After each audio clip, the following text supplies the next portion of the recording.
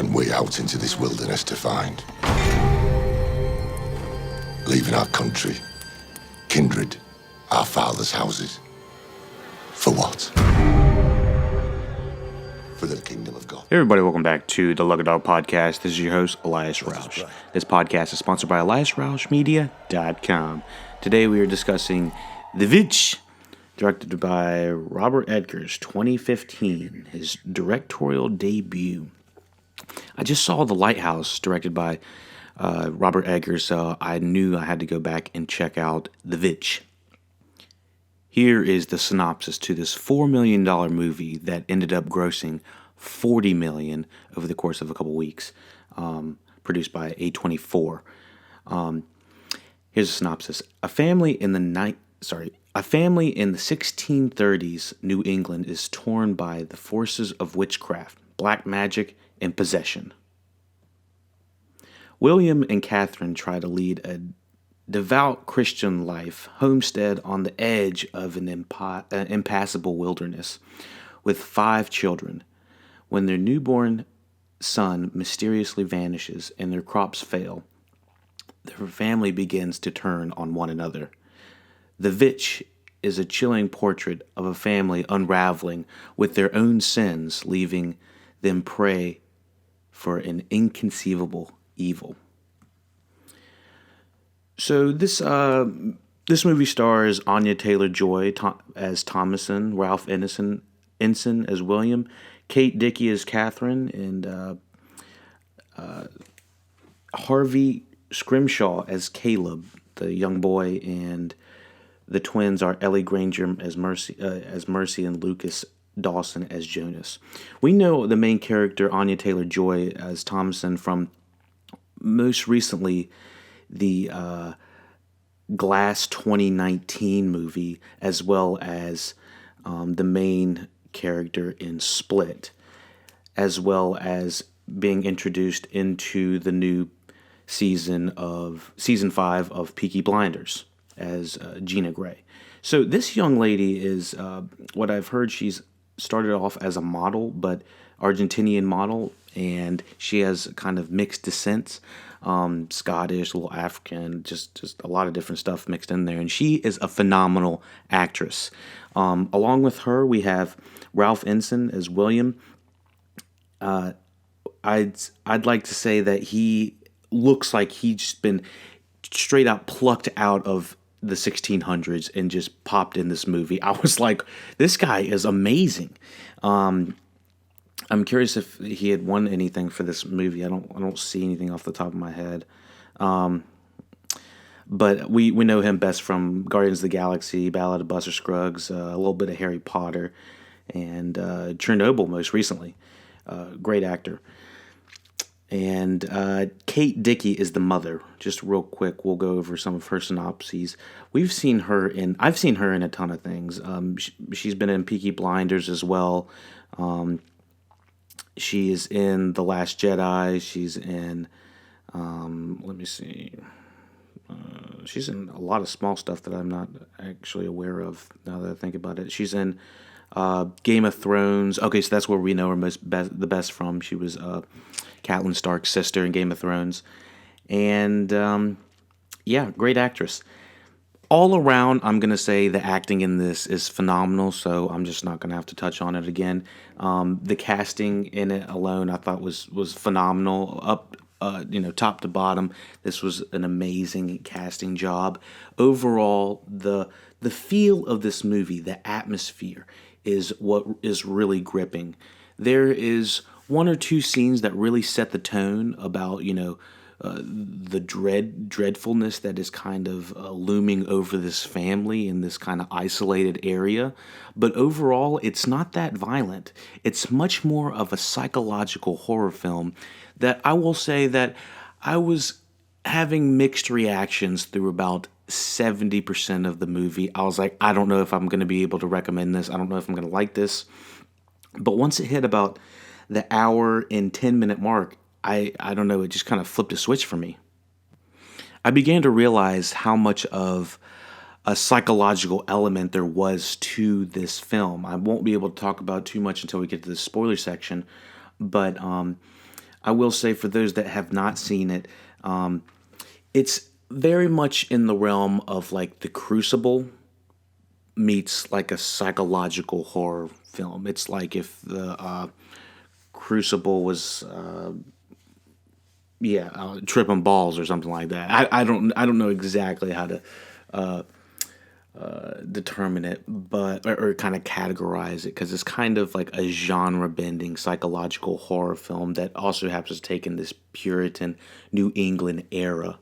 The direction on this is is pretty impressive for it to be Robert Eggers' first movie, from what I can tell. He wrote and directed this movie. See if anybody else is on this as well. I don't think anyone else is on this. Yeah, so this is very impressive for Robert Eggers. I saw The Lighthouse most recently, and that was with William Dafoe and Robert Pattinson. And just I'll say real quick that I prefer that movie over this one just a little bit. Both are very interesting psychological horrors that kind of give you this claustrophobia feel, kind of bottle film-esque style movie, both staying in very isolated locations and not really knowing what's real and what's not.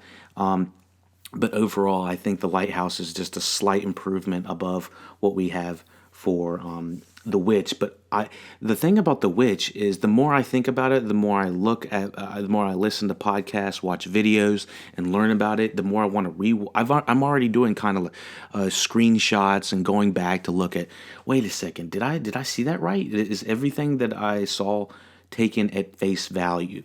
So this movie is going to provide you with one of those experiences when you're like, oh, I think it's going to be one of two experiences. At the very end, you're going to say, wow, that was quite a psychological horror film, or you're going to say, fuck this movie. I could easily see one of two things. If you're not in the can for trying to, figure out the mystery, or to, talk about the psychological aspects of this movie, then I don't think this movie's for you. If you like having conversations, if you like maybe not having a full definitive answer, if you like kind of going back and looking at the clues, Sherlock Holmes style, then yeah, this might be the movie for you. The details cannot be, stated enough. There's these like animal motifs that kind of happen throughout the movie. Specifically revolving around. Well, I don't really want to talk about the animal motifs too much, because I found it enjoyable not knowing about them at the beginning. Let me see anything else. My biggest critique against the movie would undoubtedly be the way that they're really, sorry, this is difficult. They are really stretching their limits with how they are treating children in this movie. Now, I know, internationally, the way they treat children on screen and on film and on television could be a little different than we see it in the States, and that's completely fine. This was definitely testing my boundaries towards child cruelty, I guess, and just how much psychological torture you could actually watch a child go through. I will say I was not prepared for the amount of quote-unquote adult acting that these children were going to have to do. I was completely bewildered by how much this director put on the shoes of the children. I mean, this movie is 2/3 the children, and on the backs of the children, and the dramatic tension lies on top of them, and the adults do an amazing, the parents do an amazing job emphasizing the dreadfulness in it. But really, there is a long period. I mean, for this hour and a half of a movie, I think it's at least an hour of terrible things happening to children, and a lot of it is it's not easy to watch, and it's not necessarily like because it's violent or something like that. It's just cruelty towards children is kind of high in this movie, and yeah, I that's about all I can say about it without spoiling it. I just think that I was definitely underprepared for that. If you're going into this thinking, it's a regular horror film where everyone gets scared, I think there is a special aspect that is geared toward the children in this that makes it a little bit extra more scary. It makes it that much more hard to watch. So yeah, let me see what else we have. Writing, directing, casting, everything is hitting on all cylinders. The detail work, it's amazing. I couldn't say enough good things about this being his first movie. I was blown away by that.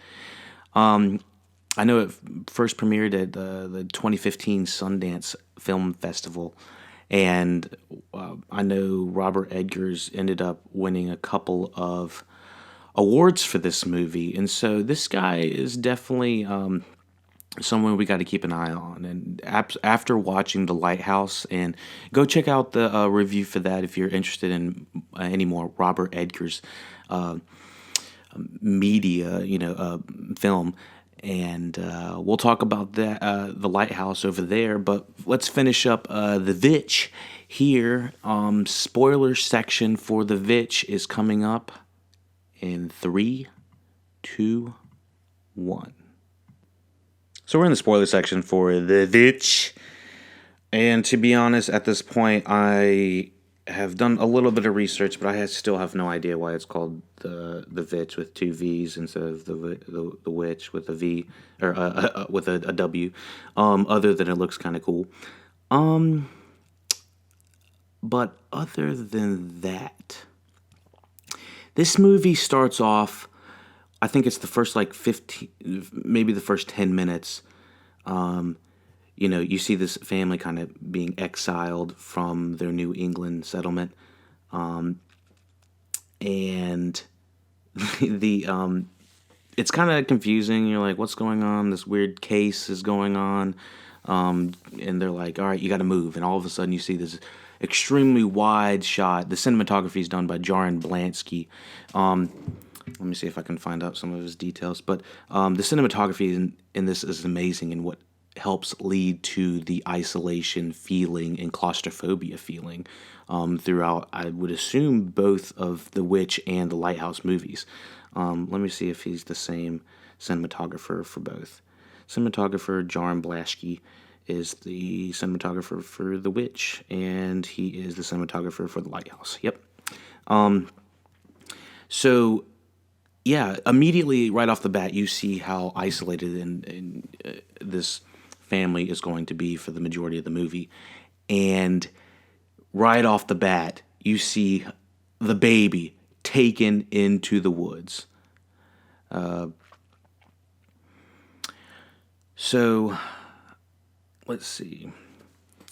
One day, Thomason is playing peekaboo with Samuel when the baby, which is Samuel, disappears, and it is soon revealed that a witch has stolen the unbaptized Samuel, killing him and using his remains to make a flying ointment, which is flying ointment is a combination of this hallucinating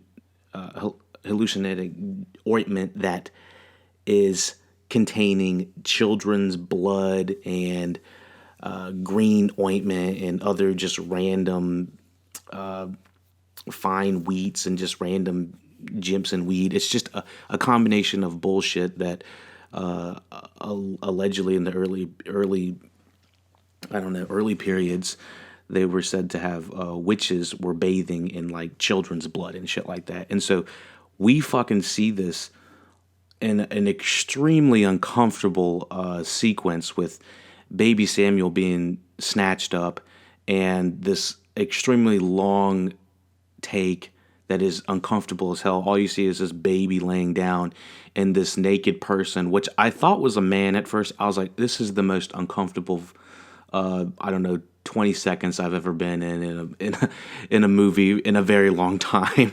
And this baby is just sitting there, and they have this knife kind of hovering above this baby, and of course they don't show what happens. It kind of cuts from it smash cuts from the baby. All of a sudden you see this witch lady.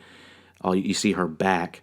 All you see is like this giant mortal and pedestal, like she's like mushing something down, and all you see is this goo.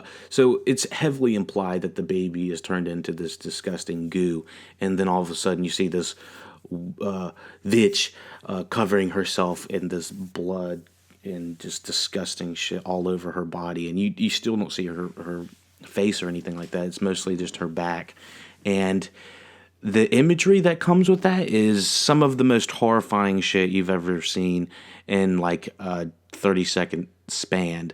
I mean, just from the baby to the mincing of it, and then the disgusting grotesqueness of it, I guess, and then just knowing all of that happened, and then seeing the results of the family having to, talk about the missing child and what possibly happened to the child. It's like, we know as the viewer how bad that child got it. We don't we don't want to tell this family exactly what happened, but it's definitely not good. So it starts the movie off that way, and I was just instantly like, I'm not sure if I'm ready for this movie, because if this movie is going to be an hour and a half of babies getting chopped up or whatever, I'm just and turned into liquefied. It's just not what I'm not here for torture porn. That's not what I'm looking for, even if it's implied. I don't like that type of stuff. But where this movie slowly started to go to. So a lot of horror films, just like this, let's just say the baby scene at the beginning, a lot of horror movies will take advantage of the first 15 minutes of the movie to just gut punch you really hard, to emphasize the level of the threat that these individuals are having to deal with. So I can see why they would argue in, the round tables, writer's room, why this would be a necessary scene to show, because it really emphasizes the danger, the level of danger that this family is going to have to face throughout the course of the movie. And so once that happens, the tension is immediately at like 11 for me personally, but then it slowly simmers back down very slowly, because we don't exactly see anything on screen for a very long time until young Caleb is taken. And then we see Caleb throughout the movie. Caleb is having this weird attraction toward his sister, I believe, and he keeps kind of looking at her in a little bit disgusting, and he's looking at her in ways he should not be looking at her, in somewhat seductive ways, I guess. And since he's a young boy, he's confused and things. He doesn't know what's going on, and his family's crazy, on top of that. So naturally, when Caleb and Thomason, they end up getting separated in the woods at one point, he is lured out into the woods by a Vitch. And when we see this Vitch, we don't exactly. Personally, I didn't understand why she was looking so fine at first, but I realized that the Vitch, I guess, kind of conforms to whatever you need her, or your desire is, or specifically for Caleb, it was his desire to be with a woman, so, or to touch a woman. So that's naturally what she did. She ends up grabbing him, taking him, and then Thomason, our main character, is blamed by her family for it. And what's interesting is when everyone's taken, there's not anyone else around to confirm whether or not that happened or not. So it always seems to be like Thomason and someone else, or that person is isolated and she can't prove that that she didn't do anything to the rest of the family.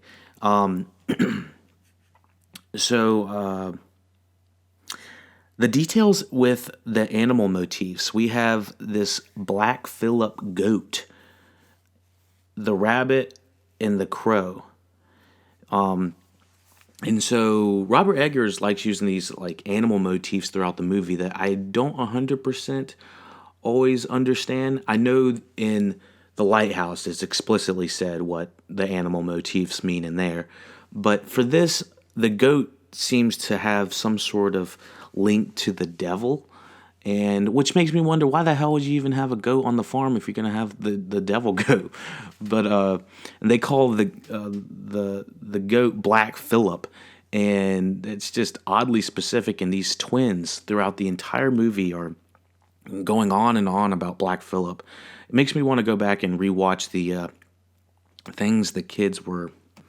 Anyways, like I said, the rewatchability in this is phenomenal, and just thinking about it, I want to go back and rewatch this movie with captions. Everyone that was telling me to watch this movie, they were like, "Yeah, I really wish I watched this with captions." Mostly because the dialect and dialogue in this is so thick, and it feels so natural to when the Puritan time of 1690s was, or whatever, 16 whatever it was, 1600s. But sometimes it can be kind of thick. So honestly, this movie probably would play a lot better with captions. Sometimes I don't like watching captions on scary movies because it might ruin the scare for me, or show the gunshot or something before I see it. But this is definitely a rewatchable movie with the captions. That third act, let me see. Oh, let me finish up the Caleb plot line real quick before we kind of finish up. Caleb plotline. Caleb ends up showing up back on the farm, stumbling in, naked as hell, which I'm glad we didn't see that. And he's got an apple shoved down his throat, and he's, let me see. Long story short, he's put in bed. Looks like he's on some sort of like drugs or something like that. He's unconscious when he's in bed, but he comes to for like 30 seconds, lets out a big old prayer, and this actor that plays Caleb does an amazing job with this scene. It's all in like one take.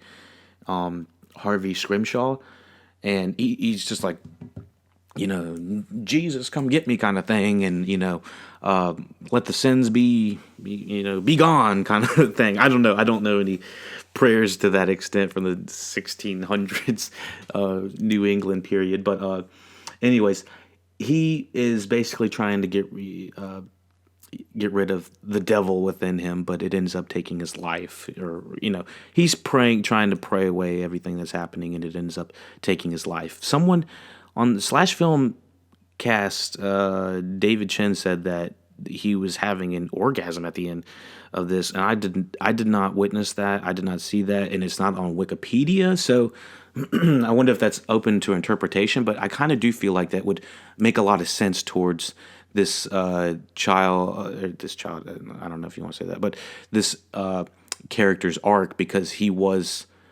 sexually not underdeveloped, but he was trying to find his sexual path as a young man, and with him dying right before that happening, it's kind of ironic in a way. Let me see what else we have. Okay, so the son dies. The twins blame Thomason for being a witch, talking to Black Phillip and whatnot. At this point, this is when I was like, I don't know if I believe this, but I can see everyone starting to turn the tables on it.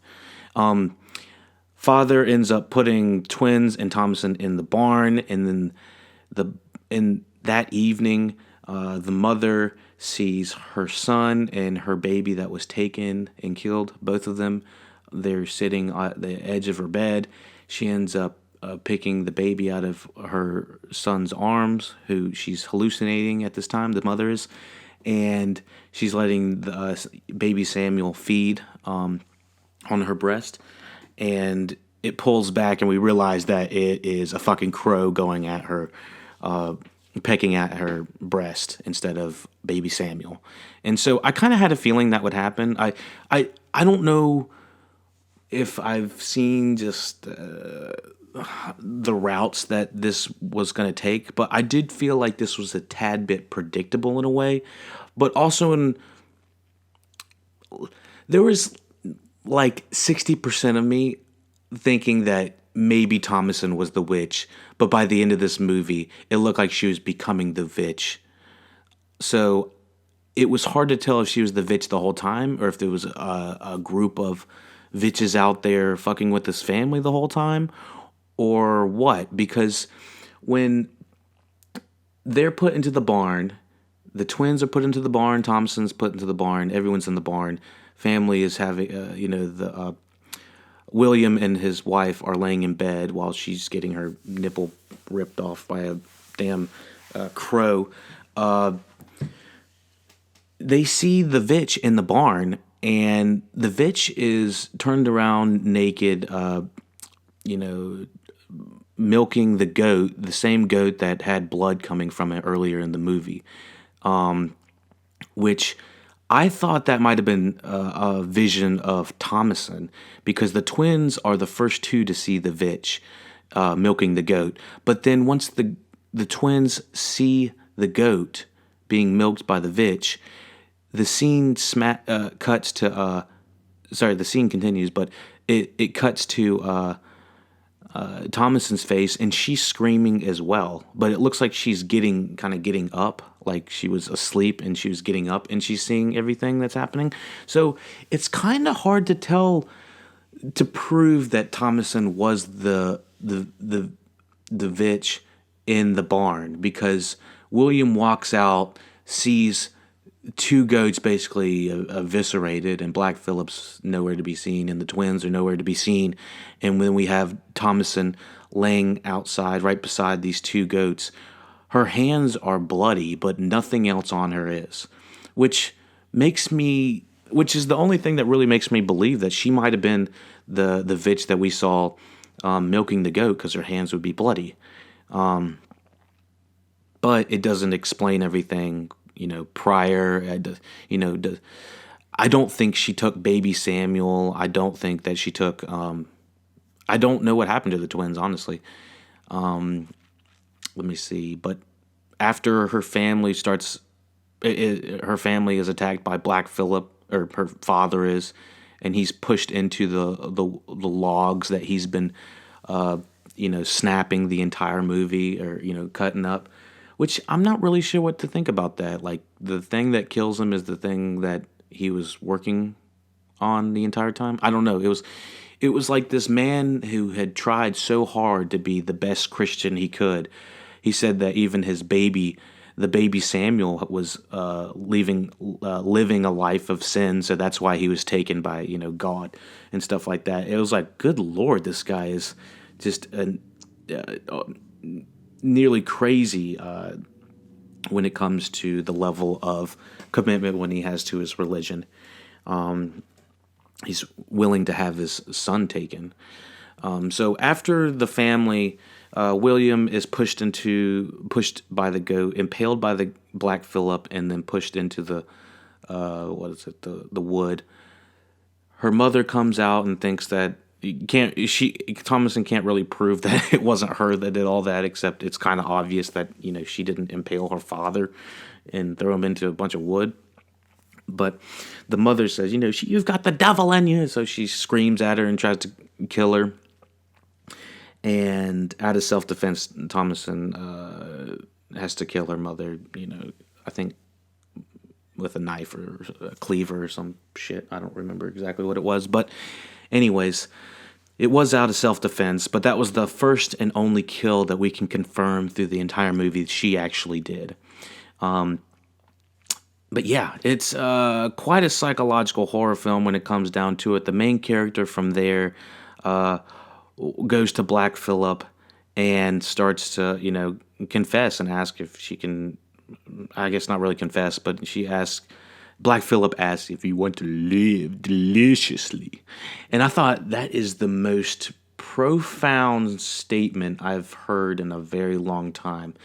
I guess live deliciously, just it's such a simple but intricate term, like live deliciously. What the hell does that even mean? Like, it's such a broad term as well, and it not only describes, you know, state of being, but also taste. And so it's like, okay, like this is quite an interesting way to describe joining the quote unquote dark side.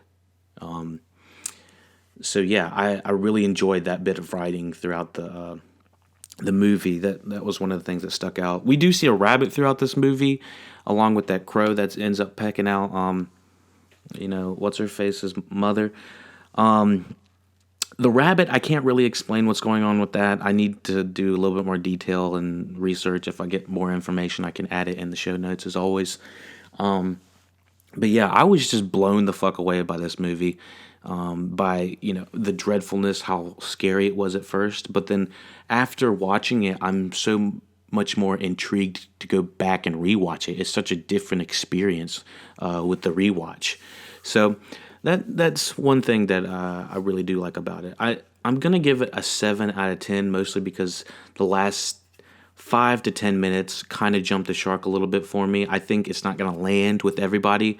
She goes into the woods and she's led by Black Phillip. Black Phillip actually becomes a person, and you don't actually see his face or anything like that. All you see is this guy dressed up in all black leather almost.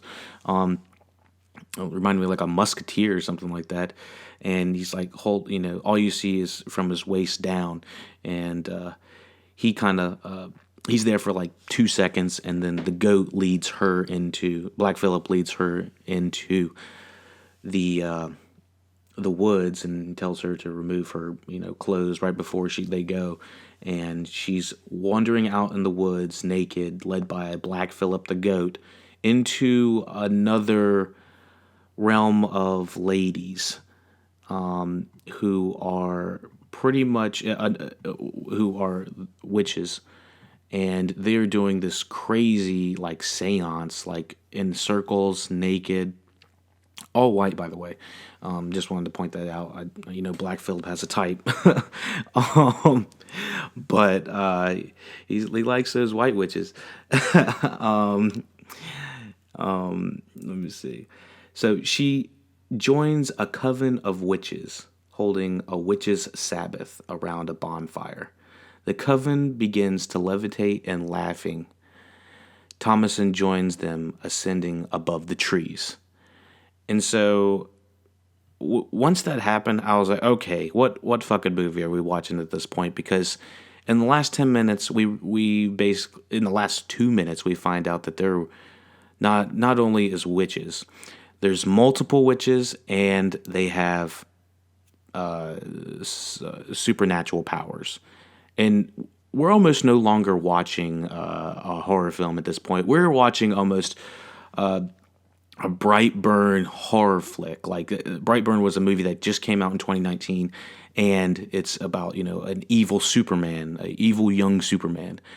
It's like if they really wanted this could be about an evil young Supergirl if they wanted to be. I don't know. It's like I'm glad that they strayed away from this, because by opening Pandora's box at the last 2 or 3 minutes, you're like, wait a second, what world are we living in right now? What genre are we in?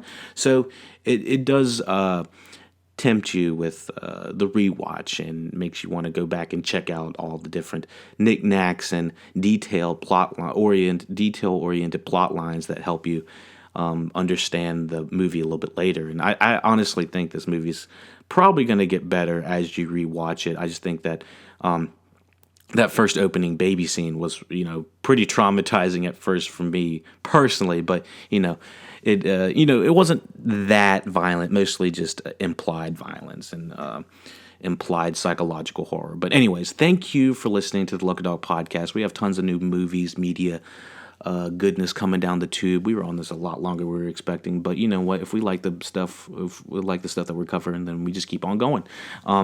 We have Twitter, Facebook, YouTube, Instagram, Twitch, all of the goodness coming down. We'll play all of this podcast on all of those players.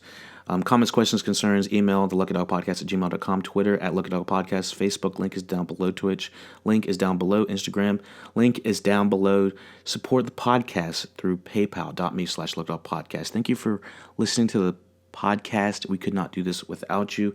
I appreciate everyone around the world listening to this.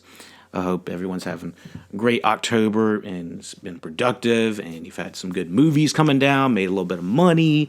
You already know. Halloween's coming around the corner. I hope everyone is safe, has a great time. And you know what? It diggities.